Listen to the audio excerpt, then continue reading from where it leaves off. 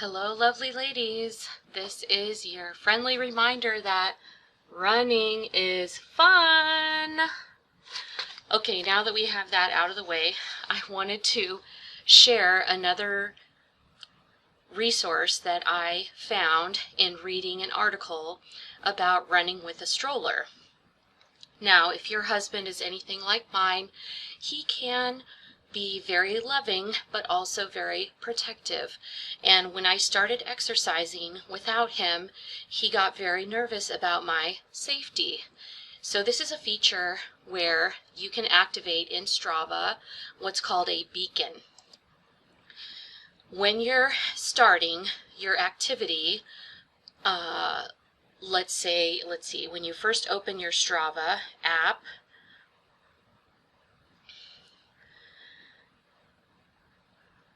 and you hit the start button, at the bottom, mine has now 5 little buttons. 1, 2, 3. The beacon is button number 4, and then even on the right hand side is a little music note.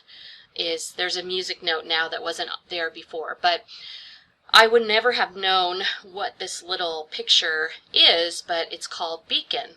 So when you click on that, it will ask you to select your safety contacts, and it can access your phone's contact list. So I selected my husband from the contact list, and then it generated a URL that I could send a text message to my husband, and then he could click on that URL or hyperlink and see where I was at.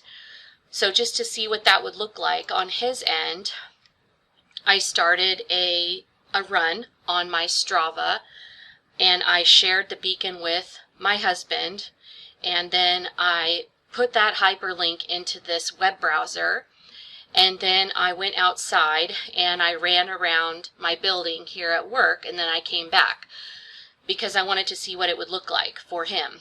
So I guess the blue circle is where you started, the red line is your route, and then the green circle that's pulsating is your current location.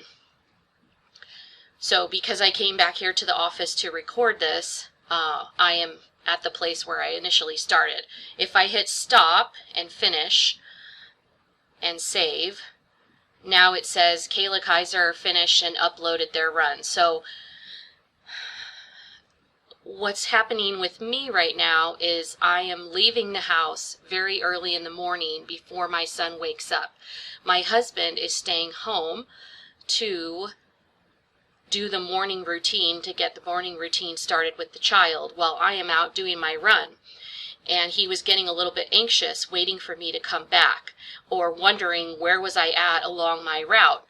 So if you plan out your route in advance, let's say using Google Maps, and you share that with whoever's doing childcare for you, then you can also share with them your live location using the Strava beacon, which is a feature that I just learned about. I've never used it before today, but I definitely am going to consider using it in the future.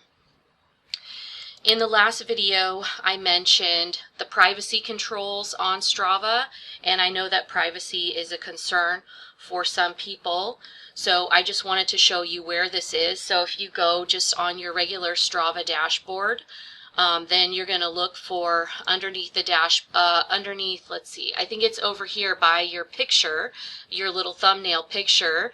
You go down to settings and you click on settings, and then there's all these different things where you can set your photo and things like that.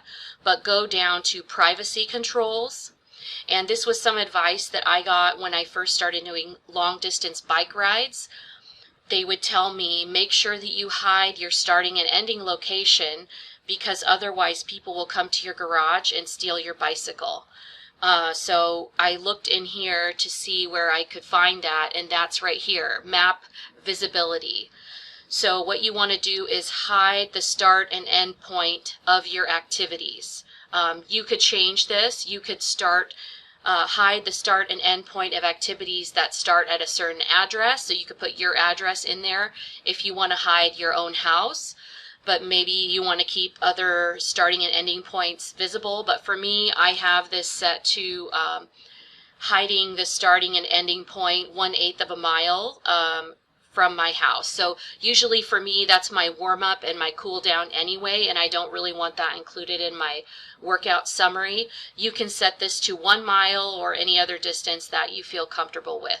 And then you can also change who can see this. So you can hide your group activities, you can hide your mentions, you can hide your activities. You could set this to only your followers, or private, completely private, only you. So if you're worried about using Strava because you don't really like the social aspect of it and you just want to keep all your information, your data private for yourself, you absolutely can do that. I know somebody had a question about whether you had to pay for Strava or not. You do not have to pay for Strava. All of these features that I'm showing you right now are in the free version. That's all I have. The only thing that's really in the paid version is creating a route. So that's why I use Google Maps to create my routes.